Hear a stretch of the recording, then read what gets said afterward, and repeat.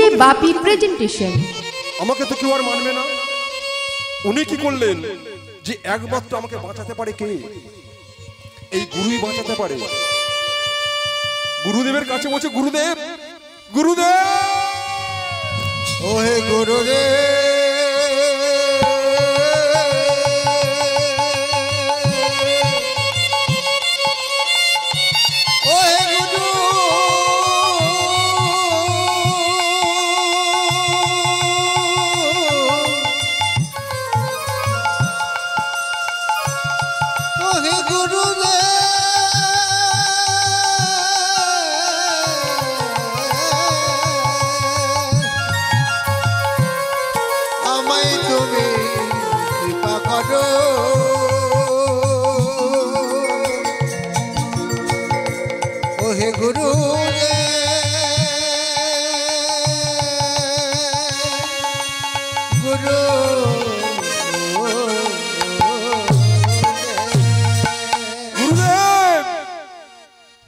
আমি অন্যায় করেছি গুরুদেব, তোমার চরণ তলে আমাকে ক্ষমা করো গুরুদেব।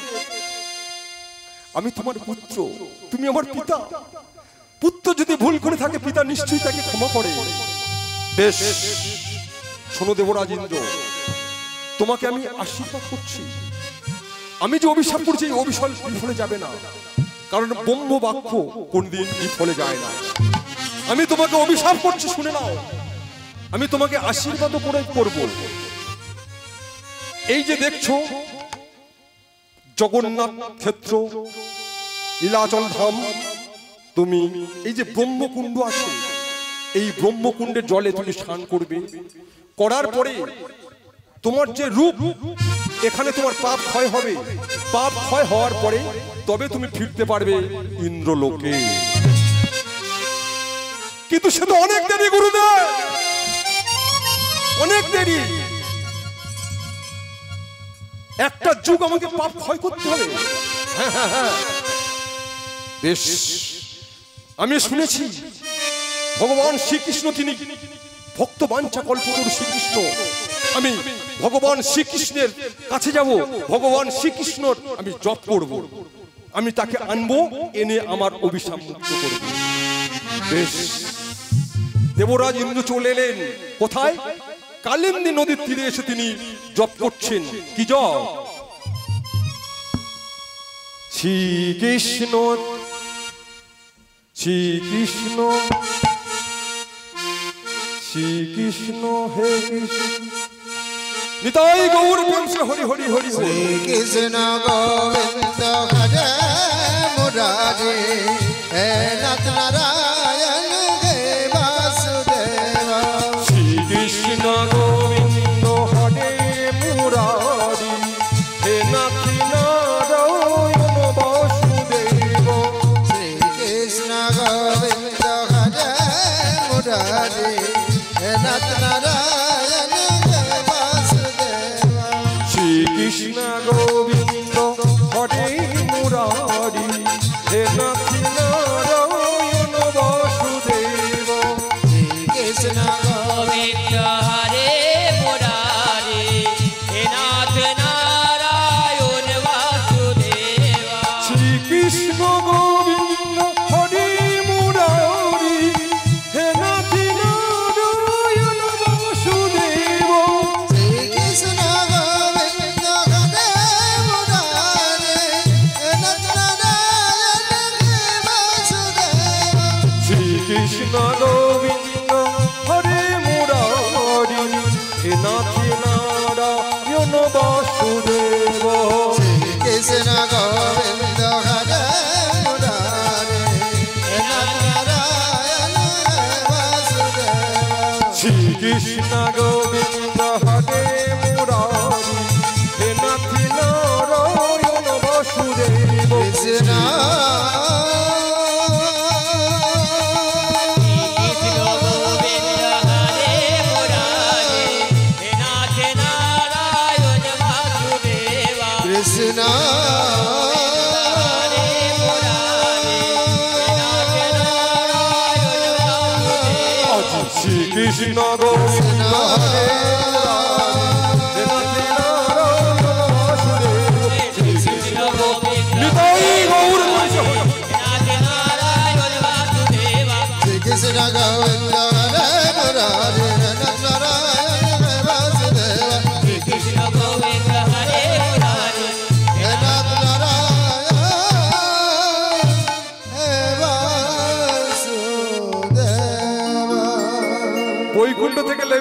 গোলকপতি ভগবান শ্রী বিষ্ণু কৃষ্ণচন্দ্র।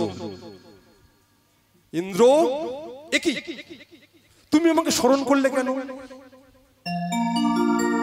গোলকপতি, আমার অহংকার ছিল, আমি দেবতাদের রাজা, আমার নাম ছিল দেবরাজ ইন্দ্র। আমি যে অন্যায় করেছি, এই অন্যায়ের কি কোনো ক্ষমা নেই? গুরুদেব, গুরুদেব, এই যে অন্যায় আমি করেছি, আমার গুরুমাকে, আমি গুরুপত্নীকে হরণ করেছি। অতএব আমার এই যে দেহ, সর্ব অঙ্গে আমার সহস্র হাজার হাজার যোনি সৃষ্টি হয়ে গেছে। আমি কিভাবে মুখ দেখাবো, কিভাবে আমি ইন্দ্রলোকে ফিরবো? বেশ, কি চাও বলো। আমি তোমার এই সর্বস্ব যে অঙ্গে যোনি সৃষ্টি হয়েছে, আমার আশীর্বাদে এই যোনি থেকে সৃষ্টি হবে সহস্র হাজার হাজার লোচন, চোখ সৃষ্টি হয়ে যাবে। ভগবান কৃষ্ণ আশীর্বাদ করলেন, তোমার সর্ব অঙ্গে এই যে যোনি আছে, এই যোনি থাকবে না, এখানে সহস্র হাজার হাজার লোচন অর্থাৎ চোখ সৃষ্টি হয়ে যাবে। ভগবান শ্রীকৃষ্ণ তিনি আশীর্বাদ করলেন এবং দেবরাজ ইন্দ্র, সেই থেকে আর এক নাম হলো ভগবানের সহস্র লোচন ধারী। দেবরাজ ইন্দ্র কি করলেন? ব্রহ্মকুণ্ডের জলে স্নান করলেন। তিনি পাপ ক্ষয় করলেন এই মর্তভূমিতে পাপ ক্ষয় করে তিনি চলে গেলেন ইন্দ্রলোকে। সেই দিন থেকে ভগবান বিষ্ণুর নাম হয়ে গেলেন সহস্র লোচন, সহস্র লোচন, সহস্র লোচন। তো এই হলো গৌতম মুনির অভিশাপে। তো শ্রীমতী রাধারানী বলছে, জানিস সখী, যদি গৌতম মুনির সন্ধান পেতাম, আমার হাজার হাজার সর্ব অঙ্গে আমি সহস্র চোখ ধরে চোখ সৃষ্টি করে আমি ওই কৃষ্ণের দর্শন পেতাম। আর কি করবি, আর কি করবি শুনবি সই।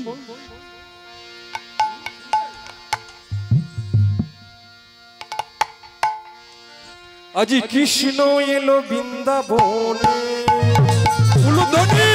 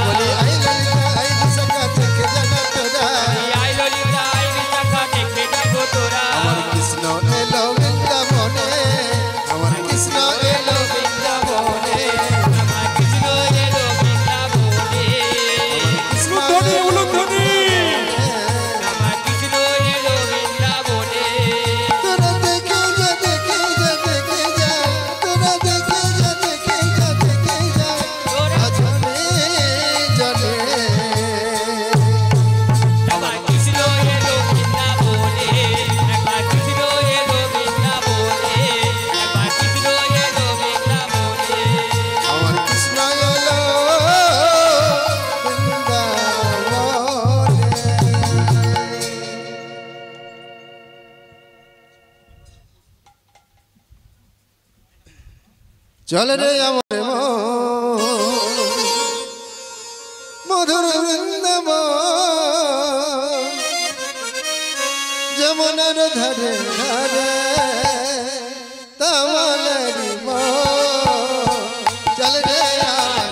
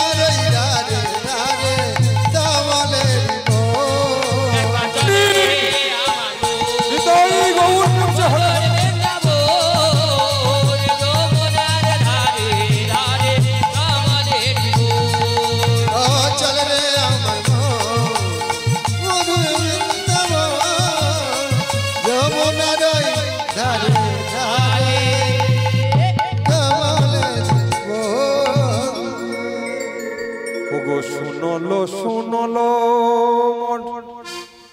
আগে শুনলো শুনলো তুমি ওগো মরণ সই শুনলো শুনলো তুমি ওগো মরণ সই শুনলো শুনলো মনি ও মরণ সই শুনলো শুনলো মনি ও মরণ সই শুনলো শুনলো মনি ও মরণ সই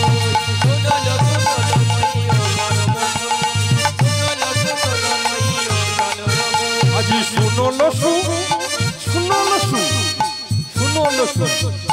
আস্তে কাকে বলছে ওগো শুনলো মরণ সই পদ্মা কি বলছে শুনলো মরণ সই কাকে বলছে না রাধারানী যখন জন্মগ্রহণ করেছিলেন তিনি অন্ধ নয়ন অর্থাৎ চোখের দৃষ্টি শক্তি ছিল না তিনি জন্মগ্রহণ করেছিলেন কাকে শোনাচ্ছে শুনলো মরণ সই সইটা হলো ভগবান শ্রীকৃষ্ণের মা যশোদার কাছে বলছে ওগো শুনলো শুনলো তুমি ওগো মরণ সই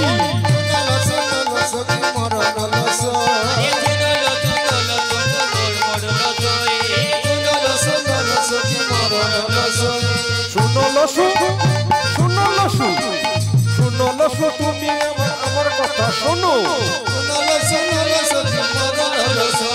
শুনলো শুনলো আমার কথা শোনো ওগো শুনলো মরণ সই মরণ সই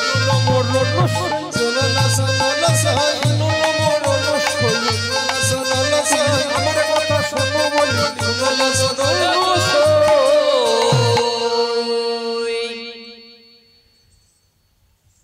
ওমা শ্রীমতী রাধারানী যখন জন্মগ্রহণ করেছিলেন তিনি অন্ধ নয়ন নিয়ে জন্মগ্রহণ করেছিল কেন সত্য যুগে সুতমা নামে এক মণি ছিলেন দেখুন শুধু যদি পদাবলী করে যান আপনার শুনতে ভালো লাগবে না ঘুম পেয়ে যাবে অতএব দেখুন কেমন প্রত্যেকটা ঘটনা অবলম্বন হচ্ছে শুনলো মরণ সই অর্থাৎ শ্রীমতী রাধারানীর মা কীর্তিকা দেবী তিনি তার সই কৃষ্ণের মা যশোদাকে বলছে ও সই আমার একটা মাত্র কন্যার জন্ম দিলাম তা আবার অন্ধ নয় অন্ধটা কেন হয়েছিল না সত্য যুগে চলে যায় সত্য যুগে সুতমা নামে এক মণি ছিল সুতমা মণি ধ্যানের দ্বারা জানতে পেরেছিলেন যে ভগবান শ্রীহরি নারায়ণ তিনি ভক্ত বাঞ্ছা কল্পতরু শ্রীকৃষ্ণ তার কাছে যা চাওয়া যায় তিনি তাই দেন তিনি কি করলেন যে আমি ভগবান শ্রীহরি নারায়ণের স্ত্রী লক্ষ্মী প্রিয়াকে আমি আমার স্ত্রী রূপে পেতে চাই ভগবান শ্রীকৃষ্ণ নারায়ণের স্ত্রী লক্ষ্মী প্রিয়াকে আমি স্ত্রী রূপে পেতে চাই কত বড় স্পর্ধা দেখেছেন ভক্ত বাঞ্ছা কল্পতরু ঠিকই তিনি ভক্তের মনের বাসনা কামনা পূর্ণ করেন কিন্তু একই সুতমা মণি কি করলেন ঊর্ধ্বষ্ট নিম্ন পদ তিনি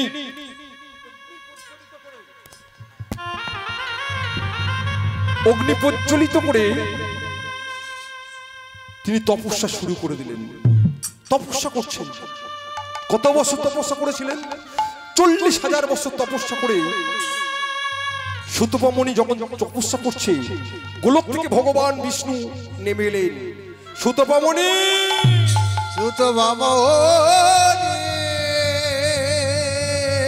সুতপা মণি তুমি এই তপস্যা বন্ধ করো এই তপস্যা তুমি বন্ধ করো আমার বৈকুণ্ঠে লক্ষ্মী আমার টলমল করছে বৈকুণ্ঠ বেশ তুমি এসেছো প্রভু বলো বলো সুতপা তুমি কি চাও বলো কি চাও তুমি যা চাইবে আমি তোমাকে তাই দেব বেশ প্রভু আমি ধ্যানের দ্বারা জানতে পেরেছি তুমি ভক্তাধীন ভগবান ভক্ত বাঞ্ছা কল্পতরু শ্রীকৃষ্ণ তাই আমি তোমার কাছে একটা জিনিস চাইবো প্রভু বলো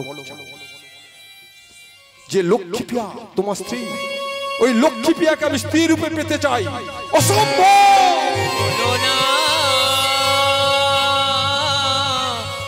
অসম্ভব করে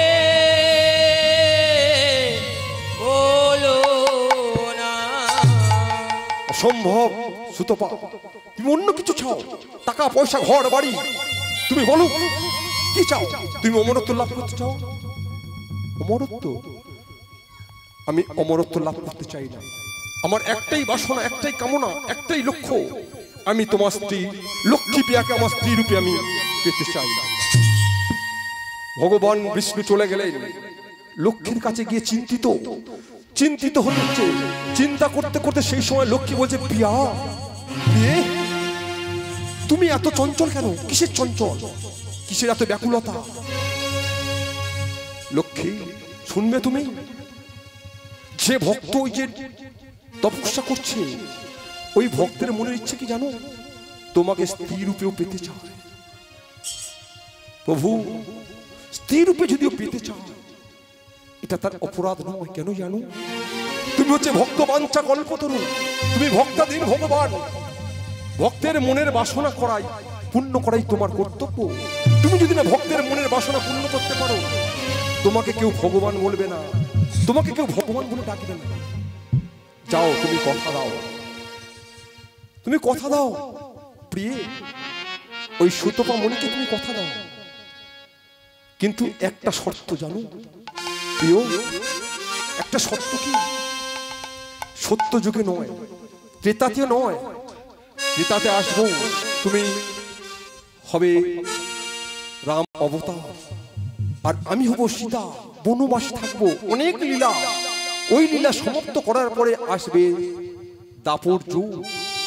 আর ওই সুতপা মণি, ওকে আমি অভিশাপ করলাম, যে মাকে হরণ করতে চায় তার আমি সূর্য বীর্য কিছুই রাখবো না। ওকে আমি অভিশাপ করলাম, ও নপুংস হয়ে জন্মগ্রহণ করবে, ওর নাম হবে আয়ান ঘোষ।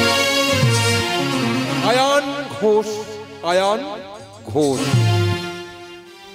আর শোনো প্রিয়া, আমি তোমাকে আরো কথা বলছি, তুমি যখন আসবে ঠিক তোমার 15 দিন পরে আমি যেন জন্মগ্রহণ করি, আমি যেন অন্ধ হয়ে জন্মগ্রহণ করি।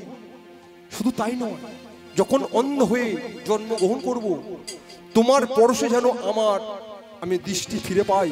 তুমি পরশ মাত্রই আমি দৃষ্টি ফিরে পাবো। নয়নে যে দর্শন করতে হয়, সেটা আমি তোমাকে প্রথমেই দর্শন করব। বেশ বেশ লক্ষ্মী, আমি তোমাকে আশীর্বাদ করলাম। আমার পরশে তুমি নয়ন পাবে, দৃষ্টি পাবে, তুমি অন্ধ হয়ে জন্মগ্রহণ করবে। ভগবান বিষ্ণুর কথা অনুযায়ী সুতপা চলে এলেন। সুতপা তিনি তপস্যা ত্যাগ করলেন। ত্রেতা যুগ শেষ হলো, দাপর যুগে ওই সুতপা মুনি আয়ান নাম নিয়ে জন্মগ্রহণ করলো, কিন্তু হলো নপুংস। এবং কি হলো, শ্রীমতী রাধারানী তিনি জন্মগ্রহণ করলেন বটে, কিন্তু অন্ধ নয়ন নিয়ে। পদাবলীটা কি? পদটা শুনলো মরণ্য সই। কাঁদছে মা কীর্তিকা রাধারানীকে কোলে নিয়ে, যে আমার ভগবান, তুমি একটা মাত্র সন্তান দিয়েছো, তাও আমার অন্ধ নয়ন। এই তোমার লীলা, এ কি তোমার কৃপা প্রভু? তুমি এত বড় নিষ্ঠুর হতে পারলে? আমার একটা মাত্র কন্যা, সেই কন্যা অন্ধ নয়ন নিয়ে জন্মগ্রহণ করলো। বাহ প্রভু, এই কি তোমার লীলা,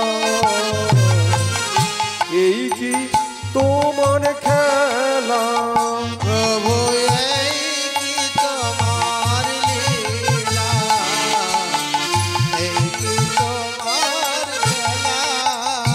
প্রভু, এই কি তোমার লীলা, এই কি তোমার খেলা। হে বাবা,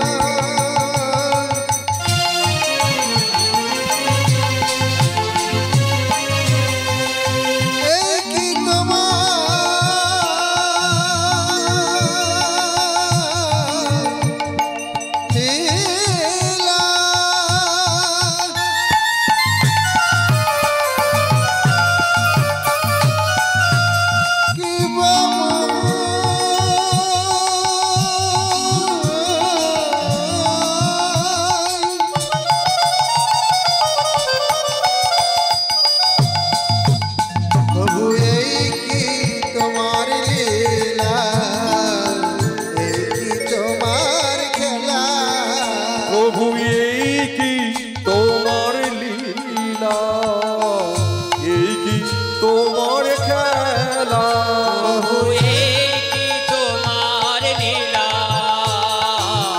এই কি তোমার খেলা। তুমি কারে বা হাসাও কারে বা কাঁদাও, এই কি তোমার লীলা, এই কি তোমার খেলা। তুমি কারে বহসাও কারে বাঁধা, এই কি তোমার লীলা, লীলাময়।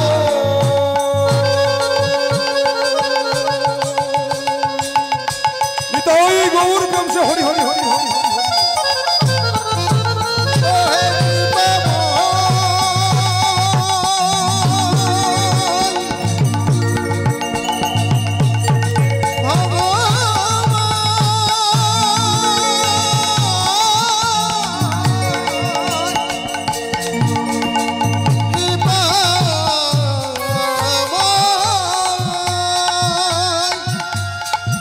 प्रभु का एक ही তোমার লীলা, এই কি তোমার খেলা। प्रभु एक ही तुम्हार लीला, एक ही तुम्हार खेला।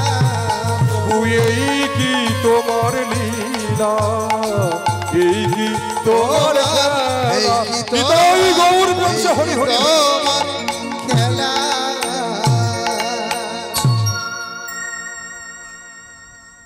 বলিয়ে কৃষ্ণচন্দ্র কি, জয় রাধা রানী কি।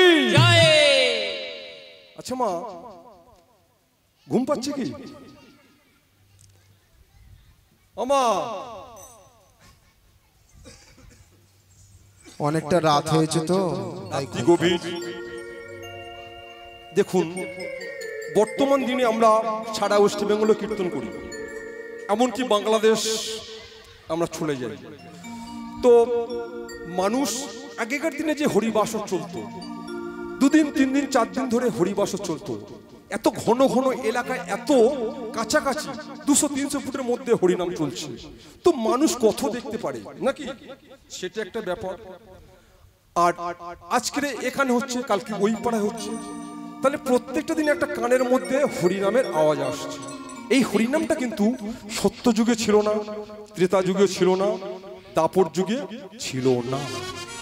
এই হরিনামটা কলি যুগে কখন থেকে শুরু হয়েছিল? রাজা পরীক্ষিত মৃগ শিকার করতে গিয়েছিলেন। সেই মৃগ শিকার করতে গিয়ে তৃষ্ণার্ত কাতর হয়ে তিনি শ্রমিক মণির আশ্রমে গিয়ে পৌঁছেছিলেন। শ্রমিক মণিকে চিৎকার করে বলেছিলেন, আমাকে একটু জল দান করবেন।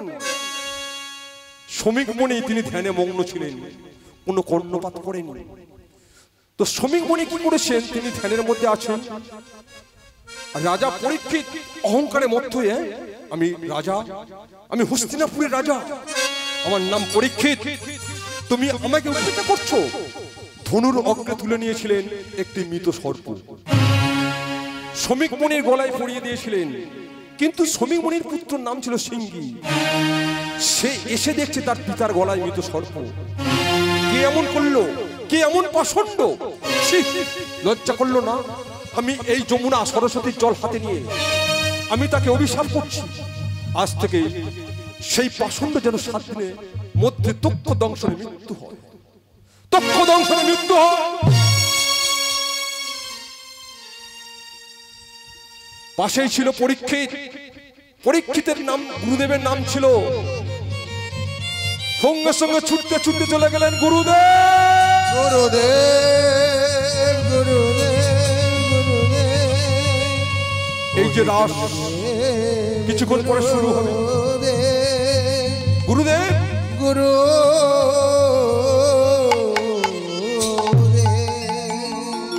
আমি যে পাপ করেছি, যে অন্যায় করেছি, এই অন্যায় অপরাধ আমি কিভাবে খণ্ডন হব? দেখুন ভক্তমণ্ডলী, ভক্তিবতী মায়েরা, কবে থেকে হরিনাম শোনা, হরিনাম গাওয়া, হরিনাম প্রচারটা হলে একটু দেখে নিন, লক্ষ্য রাখবেন। হরিনাম শুধু শুনলে হবে না, হরিনাম বললে হবে না। পরীক্ষিত বলছে, গুরুদেব আমি যে পাপ করেছি অজান্তে, শ্রমিক মণির গলা যে মৃত সর্প দিয়েছিলাম, তার পুত্র সিংহী আমাকে যে অভিশাপ করলো, এই অভিশাপ থেকে আমি কিভাবে মুক্তি পাবো? সুখদেব গোস্বামী বললেন, শোনো, যিনি 18টা পুরাণ লিখেছিলেন, যিনি মাতৃগর্ভে 16 বৎসর ছিলেন, সেই সুখদেব গোস্বামী। পরীক্ষিত শোনো, কুরুক্ষেত্রের যুদ্ধ চলাকালীন কুরুক্ষেত্রের প্রাঙ্গণে সবাই মারা গেছিল, কিন্তু চক্র গিয়ে পড়ে মারা গেছিল তোমার বাবা। কিন্তু তুমি তোমার মাতৃগর্ভে ছিলে, উত্তরার গর্ভে। উত্তরার গর্ভেও ব্রহ্মাস্ত্র ছোড়া হয়েছিল, কিন্তু বংশ রক্ষার্থে ভগবান কৃষ্ণ স্বয়ং তিনি অর্জুনের সারথি হয়েও তিনি ওই বাণের সাথে ছুটতে ছুটতে গিয়ে যেন পরীক্ষিত মাতৃগর্ভে প্রবেশ করেছিল। তুমি ভস্ম হয়ে গেছে। যে বাণ, বাণের যে তেজ, কারোর ক্ষমতা ছিল না। ওই বাণটাকে ভগবান বিষ্ণু তিনি নিজে ধরে নিয়েছিলেন। তোমাকে মাতৃগর্ভে থেকে উনি বাঁচিয়েছিলেন স্বয়ং ভগবান শ্রীকৃষ্ণ। শোনো, তুমিও থাকতে না ওই ব্রহ্মাস্ত্রের বাণী। বেশ, আমি 18টা পুরাণ লিখেছি, কিন্তু 18টা পুরাণ লিখলেন। সত্য যুগের মানুষ ধ্যান করে ভগবানকে পেয়েছিলেন, ত্রেতা যুগের মানুষ যোগ করে পেয়েছিলেন, দাপর যুগের মানুষ পূজা অর্চনা করে পাবে।